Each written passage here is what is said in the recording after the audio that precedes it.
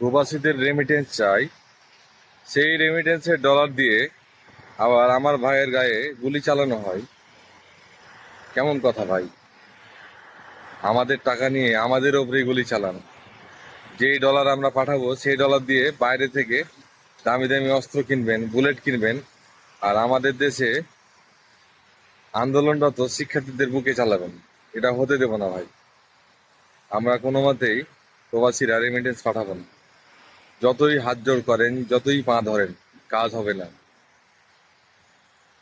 নাটক করে লাভ নাই। 1 টাকাও রেমিটেন্স পাঠাবো না বৈধ পথে। যদি পাঠাই তো হুন্ডিতে পাঠাবো। রেমিটেন্স বৈধ পথে পাঠাবো না। ঠিক আছে? দেশ চালান, আফারে দিয়ে দেশ চালান। বুঝতে পেরেছেন প্রিয় পলক? প্রবাসীদের রেমিটেন্স চাই, সেই রেমিটেন্সের ডলার দিয়ে আবার আমার